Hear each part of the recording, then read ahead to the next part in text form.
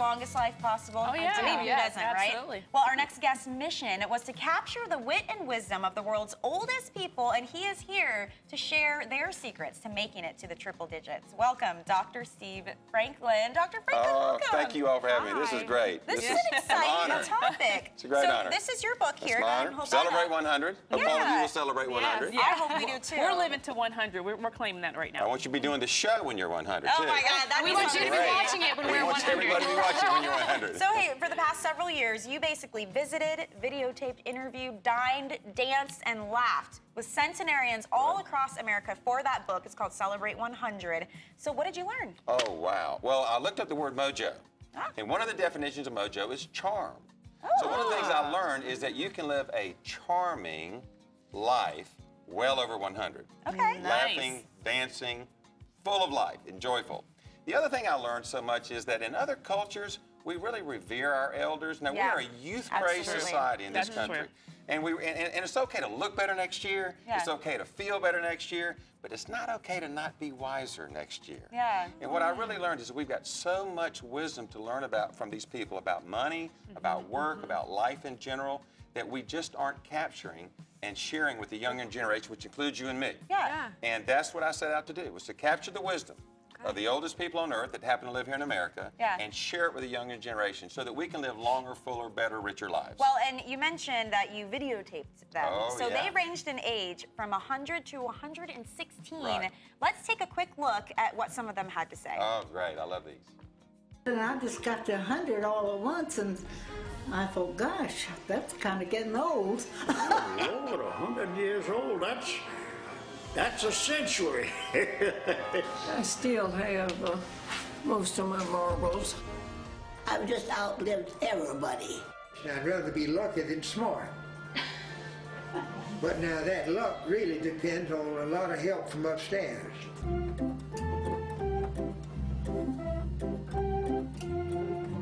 Did you ever get a spanking? Oh, no, I got some whoopings. They're driving. Driving. I love the one woman says, I still have most of my marbles. So what ties all of them together? They all seem happy and witty. Is that how they got to their age or because of their age? I wonder. Well, most of them were surprised that they got the very first question I would ask. I would say, Michelle, did you ever think you lived to be 100? Out of 500 plus, less than 10 thought they lived to be 100. Wow. But I learned there's two kinds of people. Two kinds of people. There's people that wake up in the morning and say, good morning, God. There's people that wake up and say, good God. Very true. And these are good morning, God people because they embrace life. They love life. And we asked them, what do you think is your secret for living to 100? And we just open-ended question. And we got over 500 responses, and we categorized them. And as the book points out, the number one, by far, was attitude. Just their approach and attitude. Most of them describe themselves as I am optimistic about life, or I'm realistic with a positive bent on life. And I really think there's a lot to that. I mean, you're the psychologist, right? I mean, less stress. I mean, they have mastered letting go of things that don't matter. I love the serenity prayer. You know, God grant me the serenity to accept the things I can't change. And faith is one of those secrets as well. Theirs. Courage to change the things I can, and they did those things. The 3 do's: make, do over, and do without. And wisdom to know the difference. And, and I think the wisdom we can gather from living 100 years. Come on, there's something magic about 100, well, right? and health has to come into play as well. I know we had some of the secrets. Attitude, you mentioned, was one. Healthy eating, though, was another. Number 2. Healthy eating, wait a minute. Healthy eating, not dieting. Right, that's the key. There's a difference. Come on, we live in a youth-crazed culture, but we also live in a culture of just extremes, extreme weight loss, extreme exercise programs. And I learned the key to their success: moderation, moderation, moderation. Their number one exercise was walking. They just walked and worked out back in their yards and their lawns. So, and I did not meet an obese centenarian. You know, I mean, I just did it. Interesting. And I asked them, I said, were you ever on a controlled exercise program? Over 80%, no. A couple of them did when they had a heart attack or something like that. I asked them, are you ever on a controlled dieting program? Over 90% said no. I said, what do you eat? I love what he's finding out, because we're saying this all the time in our research, that you have to exercise because you love to exercise. You have to eat right because you know those things are fueling your body better. I think that's kind of the whole situation of what we're seeing from them, right? It's not that they were doing these things to get to an end goal, it was just because it made them happy, and they were happy. We covered attitude, healthy eating, we had faith, exercise and activity, and then clean living What does that mean? Clean Well, living? that was my wife helped me put together that category. Yeah. I think it was just sort of learning how to, again, stay out of trouble, be smart, don't do stupid things. And a big one had to do with money. Because, come on, they lived through the Great Depression. Yeah. They were all young adults when they lived through the Great Depression. So I said, tell me what you learned about the Great Depression about money. And what advice would you give to us about money that would help us not be so stressed out? Because, you know, the debt in our society, come on, we're overcome with debt. Average credit card debt per household is $14,000. Yeah. That's a lot of money, 18% a year. Yeah. And I learned 3 things about money from them. Number 1, save at least 10% of your income. Yeah. Absolute minimum I got with that. But a number of them says save 20 or 30%. You can. It's not what you make, Michelle, it's what you spend. All right. Second thing is diversify your investments. Okay, you know, really, you know, don't try to chase any get-rich-quick scheme, whatever, and then don't bet on not living to 100. Bet on living to 100 and plan for it. I think that's pretty amazing. And just really quickly, because I know happiness is 50%, being happy is 50% genetic. What about living longer? Yeah, did genetics come into play here? Well, I'm going to be...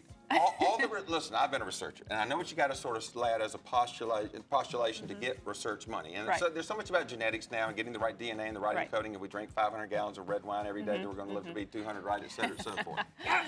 So my book, and I'll point this out, mine is qualitative research. It is not quantitative research by design, because I'm not a medical doctor. I'm a PhD.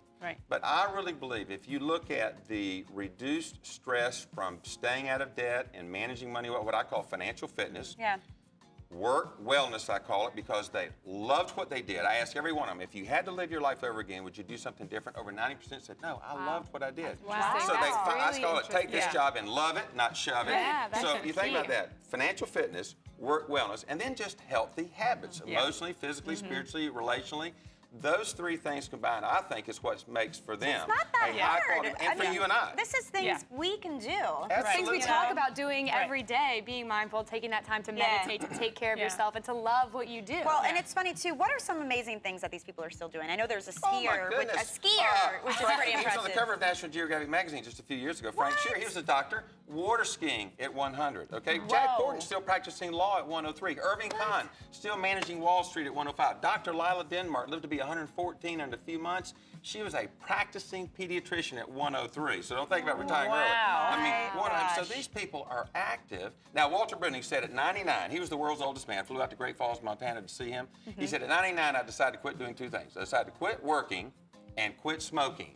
At 99. I said, Walter, You smoked till you were 99? He said, yes, and I think quitting early has contributed to my longevity. That's just amazing to me. And that's what I don't get, is some people can do all of these things, the healthy things, you know, and not make it that long. But attitude. I'm going to guess, too, that a lot of this is mind over matter I really believe it is. Yeah, and we always talk about reframing. And, you know, I'm sure they're doing a lot of that. The things that used to be as important, they're not as important anymore. And their energy is going to something positive. You know, mind over matter almost sounds trite, but I want to tell you something.